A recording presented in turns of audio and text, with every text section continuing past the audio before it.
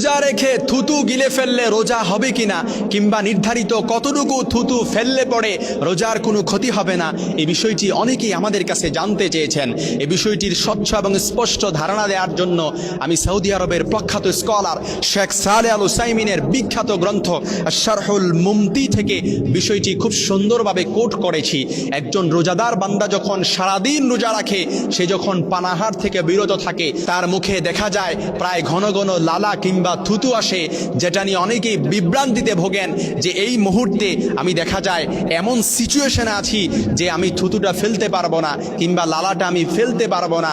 আমি যখন মসজিদে থাকবো, আমি যখন কোনো মজলিসে থাকবো, তখন এই থুতু কিংবা লালাটা যদি আমি গিলে ফেলি তাহলে আমার রোজার কোনো ক্ষতি হবে কিনা, কিংবা নির্ধারিত থুতু কিংবা লালা এর নির্ধারিত কোনো পরিমাণ আছে কিনা যে এতটুকু পরিমাণ গিলে ফেললে পরে রোজা হবে না এবং এতটুকু থুতু ফেললে পরে রোজাটা পুঙ্খানুপুঙ্খভাবে হবে। এর সঠিক সমাধান পাওয়ার জন্য অনেকেই আমাদের কাছে প্রশ্ন করেছেন। স্পষ্ট ব্যাখ্যা দেওয়ার জন্য সৌদি আরবের প্রখ্যাত স্কলার শেখ সালেহ আল উসাইমিন রাহিমাহুল্লাহ উনি শারহুল মুমতির মধ্যে বিষয়টি খুব সুন্দরভাবে কোট করেছেন। 6ষ্ঠ অধ্যায়ের 428 নম্বর পৃষ্ঠায় তিনি বলেছেন, রোজাদার বান্দা যদি তার মুখে যদি অতিরিক্ত থুতু কিংবা লালা এসে যায়, তাহলে সে যদি এটা গিলে ফেলে তাহলে তার রোজার কোনো ক্ষতি হবে না।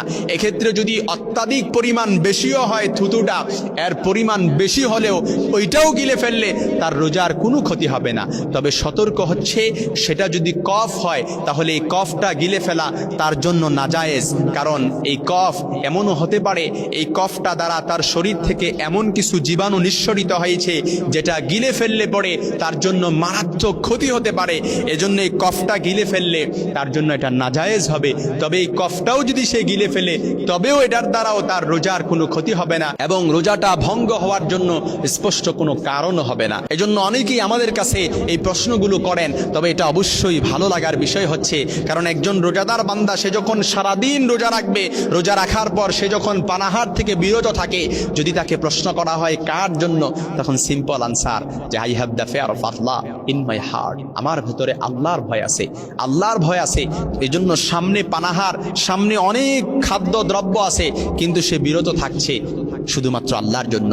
পাপাচার থেকে বিরত থাকছে, পাপ করার মাধ্যম থাকা সত্ত্বেও সে পাপ করছে না। যদি প্রশ্ন করা হয় কার জন্য, I have the fear of Allah in my heart. এজন্যই আল্লাহ তাআলা ওই রোজাদার বান্দাদের জন্য বলেছেন, কোন রোজাদার বান্দা যখন রোজা রাখবে, এই রোজাটা শুধুমাত্র অন্য কারো জন্য নয়, আস-সাওমু লি ওয়া আনা আজজি বিহি, রোজা আমার জন্য, এর প্রতিদান আমি আল্লাহ তাআলা স্বয়ং নিজেই দেব। অন্য রায়াত এসেছে ওয়া আনা উজজা বিহি, রোজা আমার জন্য, এর প্রতিদান আমি নিজেই হয়ে যাব। সুবহানাল্লাহি ওয়া বিহামদিহি। এজন্য কোন আমলের বেলায় আল্লাহ তাআলা এতটা গুরুত্ব দিয়ে আল্লাহ তাআলা বলে নাই। নামাজের ব্যাপারে আল্লাহ তাআলা বলে নাই যে নামাজ আমার জন্য, এর প্রতিদান আমি দেব। যাকাতের ব্যাপারে আল্লাহ তাআলা বলে নাই যাকাত আমার জন্য, আমি এর প্রতিদান দেব। আল্লাহ তাআলা হজের বেলায় আল্লাহ তাআলা বলে নাই হজ আমার জন্য, আমি এর প্রতিদান দেব।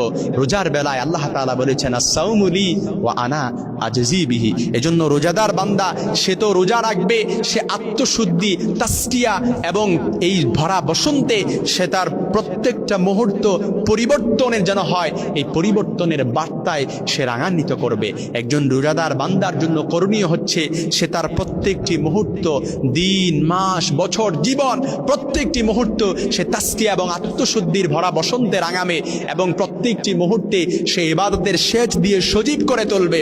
কেননা কালিমা মাখা অন্তরকে সে কালিমা মুক্ত করবে, সে তার গুনাহের অন্তরকে সে গুনাহ মুক্ত করবে। প্রত্যেকটা মুমিনের জন্য করণীয় হচ্ছে এই ভালোবাসার মাসে, এই তাকওয়ার মাসে সে আমলের নূরে নূরান্বিত করবে, সে তার আমলের ঝুলিকে সে পরিপূর্ণ করবে। এটাই হচ্ছে রোজাদার বান্দাদের জন্য করণীয়। এজন্য রোজা রেখে থুতু গিলে ফেললে কোনো সমস্যা নেই, সেটার পরিমাণ যদি সবচাইতে বেশিও হয় তারপরও কোনো সমস্যা হবে না। তবে কফ গিলে ফেললো রোজা ভঙ্গের কারণের মধ্যে এটা নেই। তবে কফ গিলে ফেলাটা আপনার জন্য নাজায়েজ, কারণ এটা অনেকাংশে আপনার শরীরের জন্য মারাত্মক ক্ষতির কারণ হয়ে যেতে পারে।